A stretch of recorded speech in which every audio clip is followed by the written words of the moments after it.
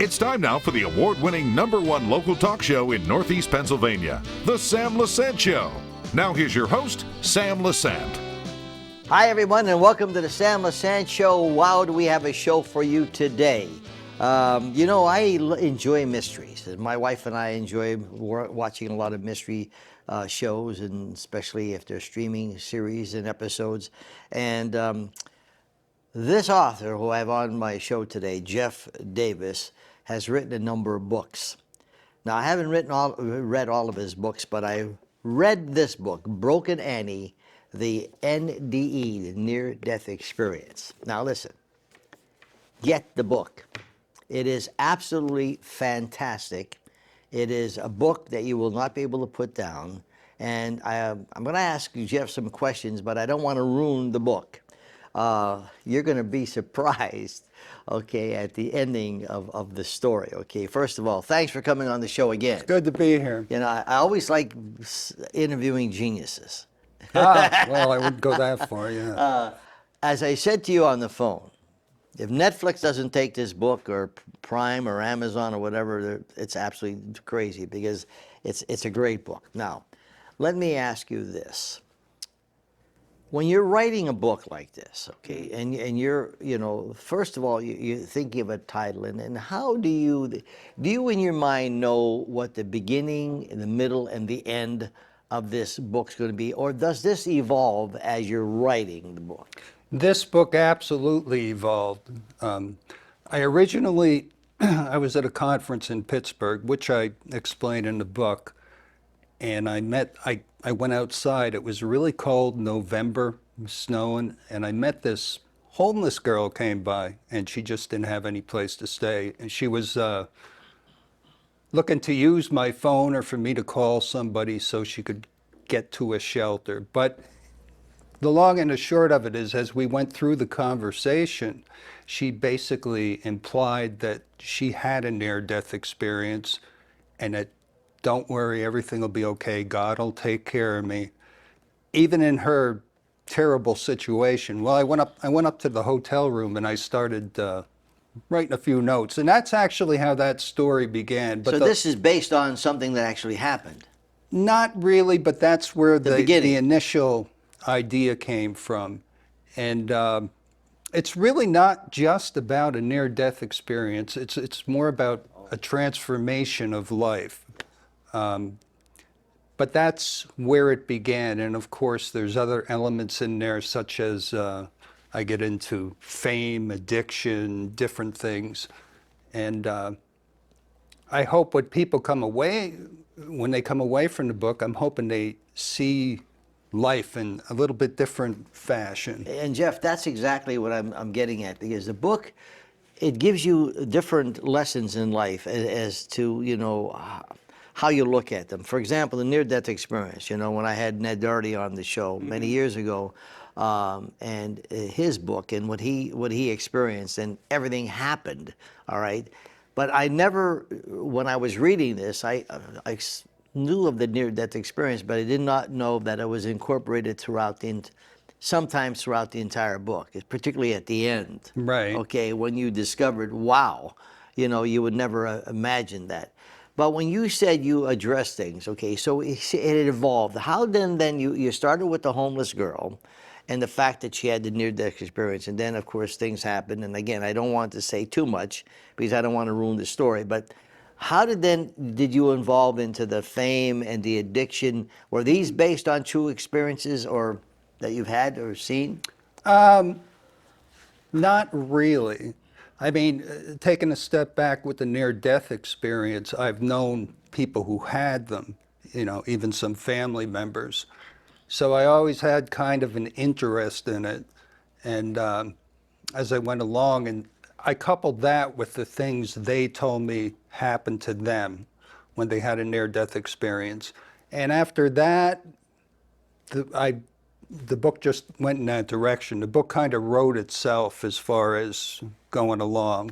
When you write a book, usually you're going through and you might write a chapter and something else will come to you. And you'll say, I got to get rid of this chapter because it's not going to fit there. So it just kind of wrote itself, including the ending, which I was very pleased with. Yes. So you had no idea how this was going to No, end. You no, got to be kidding me. no. And that's the way with most of my books. I don't know how. But I've seen too many books fizzle out during the end where they're not good endings. So I always try to make a good ending. But I was particularly pleased with that one. And follows along with kind of a book I wrote, Almina Rose. I mean, it's different, but it's very good. It's about a man who thinks he has dementia, or he's getting dementia, and he's looking into the past of mistakes he made, and if he changed this one little thing, his entire life would change.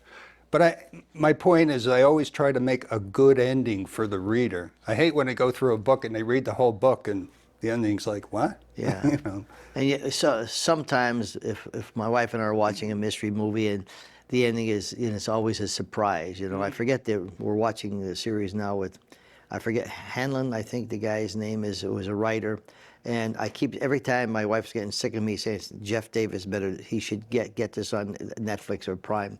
But when in the book, okay, when I'm reading the different things, when it came to the addiction thing, there's a lesson that I got out of, okay? The lesson is the fact that look at what happened to this particular person, okay, who just didn't enjoy having the fame, but went the other way. Well, we think things like fame are going to get rid of our problems. Actually, it just brings a different set of problems, which is what happened in this book. So I really don't know how that, honestly, most of that just came as I went along. I had to do something with that. I don't want to give away the story. Yeah. But the most difficult part in writing the book was probably the NDE experience Yes, yeah. itself, because I didn't want to make it sound like a fantasy. Yeah.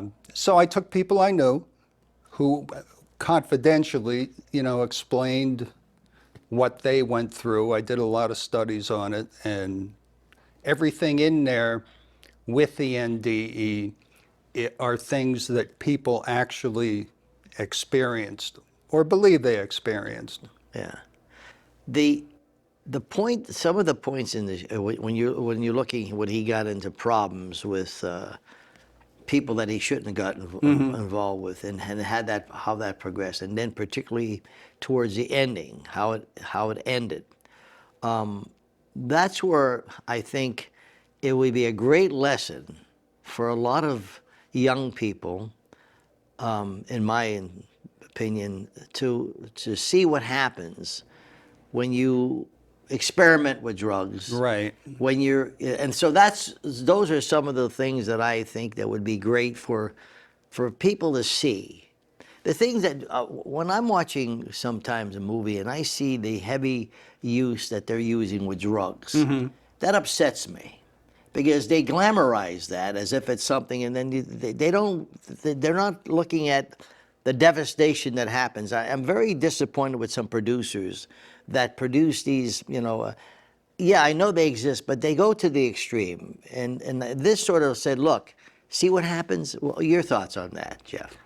Well, it does happen because obviously I wasn't in bands as in Yeah. the book, but I've seen most of the people that I worked with years ago in bands.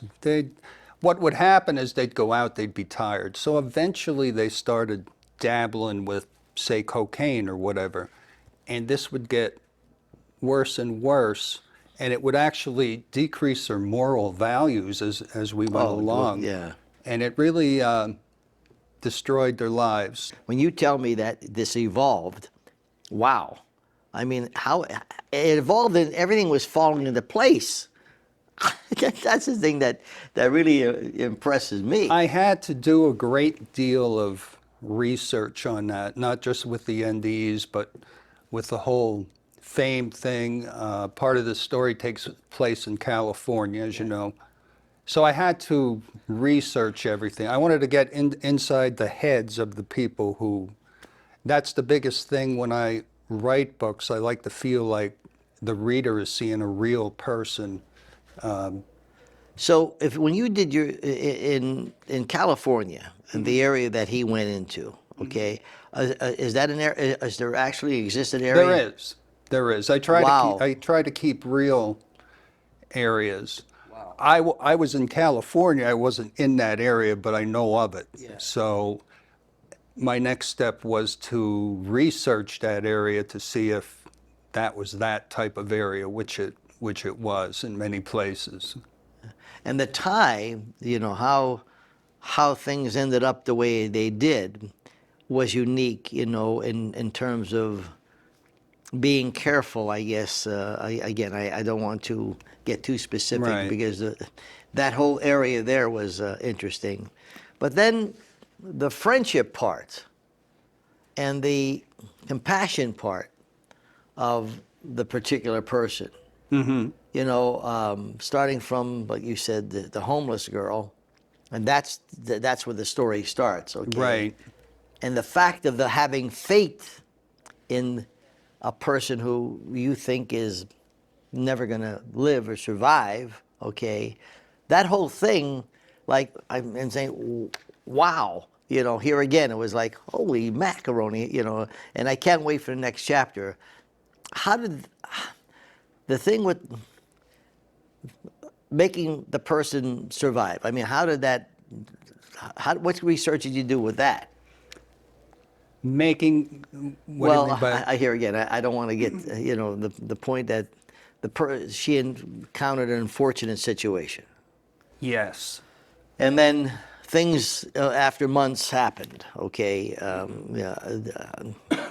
Did you what kind of research you do that, or just something just?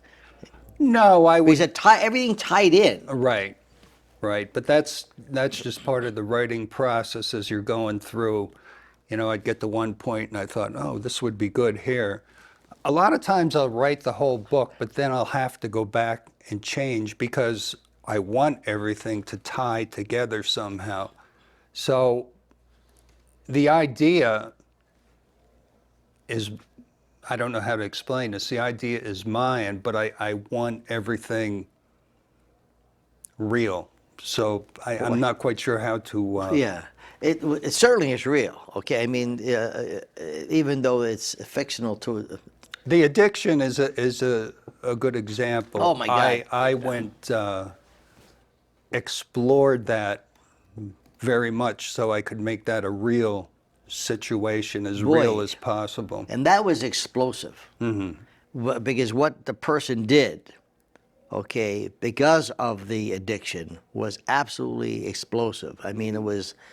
You look at that. If that doesn't give you some kind of a lesson in life, nothing will. Don't you agree?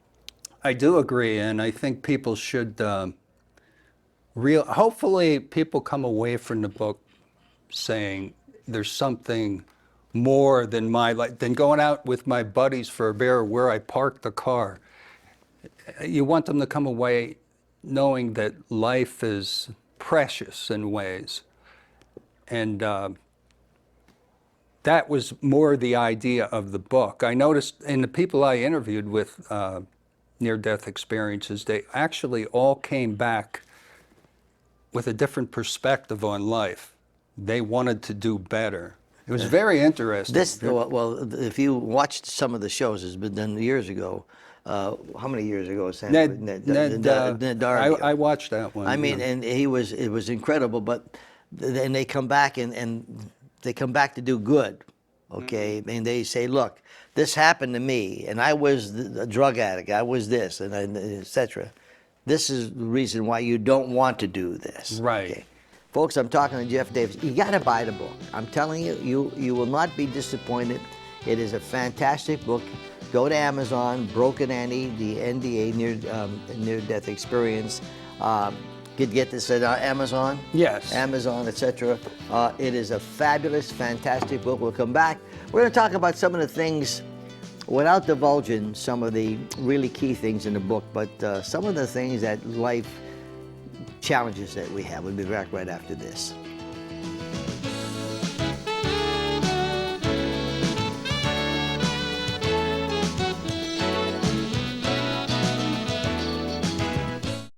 Well, welcome back. I'm Sam Lesante. Boy, we have a show for you today, my friends. If you just tuned in, remember you could watch us 24/7 on our website, ssptv.com, our YouTube channel.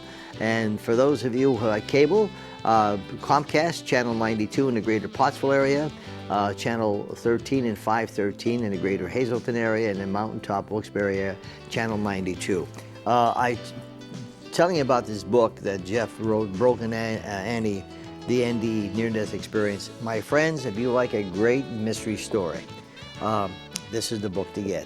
Getting back to the book, you said that this book evolves. Okay, now, when something evolves in your life, to write this book, things had to happen in your life that come together that make your writing a little bit more detail. So, are you telling me that throughout this book, when we're looking at the different changes and things that happen, are things that you may have experienced in your life? Some of them. I think everybody goes at one time or another, a lot of people through hardships with financial. When you're young, not that I experimented much, but people do experiment a little bit with drugs and that type of thing.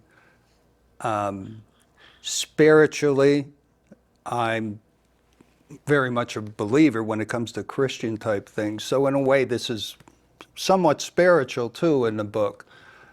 So all of that ties in. There's nothing direct.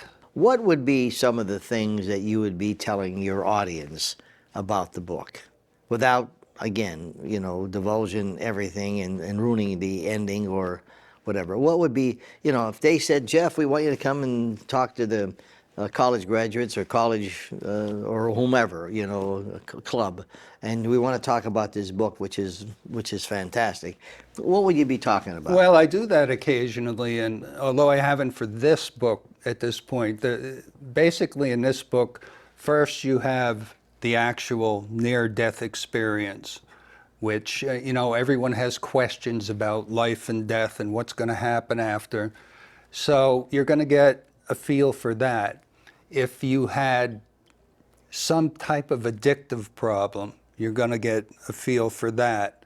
But most of all, you're going to get, or I hope you get, as I said before, an appreciation of life, a different perspective on life.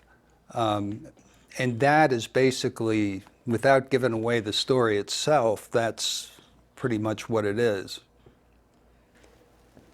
The fact that the way the story goes is that how this person survived through all kinds of difficulties, and how the person, even though was going through some very serious difficulty, was able to maintain a true friendship that she cared about. Right. And so that's where, as you're reading the book and you're saying, well, why would this person do this? Well, there's a question of love and forgiveness too. Yeah. She had these great feelings for this person, went through a lot with him, and when she saw this, despite everything else, she wanted to help. And there is another big lesson within the book, talking about forgiveness and love. Yes. And those type of things. Those are the things that I would like to see the reader get out of it, besides the rest. Because the forgiveness part, and you'll know what I'm talking about when you read the book, and it would be a situation where she could have not done what she did and said, hey, to hell with you, the whole bit. She could have just hung back. Yep. Did nothing. Yeah. But that would be the other lesson that I think I personally believe there's a greater meaning than walking around a mall or whatever it happens to be.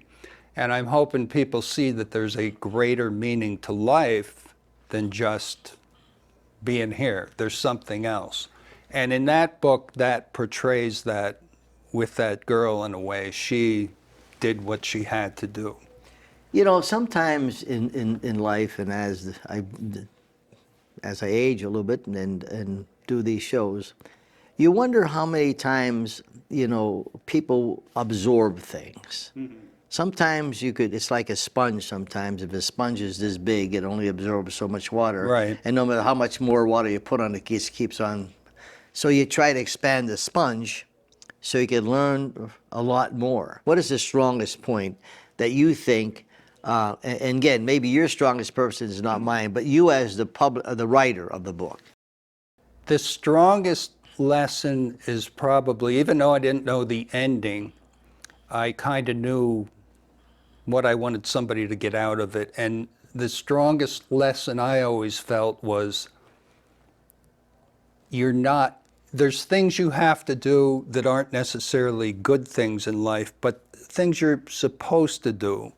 And when I say supposed to do, it could be, again, forgive somebody. You're standing in a grocery store and there's somebody behind you, an elderly person or something. Let them go ahead. A lot of people express that to me in the near-death experiences, how little things all count in life. So I'd like them to see that, but most of all that life is a precious thing that you live and you get better as you go along. And the mistakes are okay because everybody makes them, everybody does it. So the mistakes are okay. The question is about learning from the mistakes. So, but you're right, there's a lot of different lessons to look at in that actual book. So I would have never believed the ending. I would have never believed the I'm ending. glad to hear that because you're always questioning, well, is this person going to guess this at the end? Yeah. So I took great lengths to try to make sure, people didn't really see that. And I thought even if they do, I want enough lessons through the book and enough different things through the book that they're not disappointed. So when you were writing the book and involved, did you counsel with anyone? Did you discuss the book with anyone saying, I'm writing this book about, do you have any? So all these ideas are solely yours. They're mine except for the actual near-death experiences. You had to get the experience. I wanted, I interviewed some people and I studied that because I wanted that experience to be as realistic as people How many had. people did? Me personally, I talked to 5 people, but I examine that differently through different areas. Do you ever think of writing a book on those people and the stories that they told? I did, but there seems to be a lot out there with that. There is. And there is. The reason I say that is when I announced that Ned Darty was coming on my show and he wrote the book, Fast Lane to Heaven was the near-death experience, I got people calling me saying, Sam, I had a near-death, but I'm afraid to tell people. They think I'm crazy, or they think, a lot of people, well, I say a lot of, maybe 10 or 9, called me and said they shared their experience, and I said, wow, it'd be a good opportunity. It may be something for you to consider. Well, folks, consider writing me on Facebook whenever. I often told people that, write me on Facebook. Let me hear your experience. But they don't always want to do that. They're afraid you're going to give up their name. You wouldn't mention their name, Right, but the story, right. Mr. X, Mr. Whatever, etc. Jeff, I got to tell you, send me the other book or you're going to be in trouble. Okay? Yeah. This is a great book, my friends, and I would never have Jeff on my show. Trust me, Broken Annie, the NDE, Amazon has it. It's up on the screen. You will not be disappointed. And then when you do read it, let me know what you think. Really, I'd appreciate that. My email is sam@ssptv.com, 570-455-7267. Give me a call. I'd be happy to hear what you have to say about the book. We'll see you next time.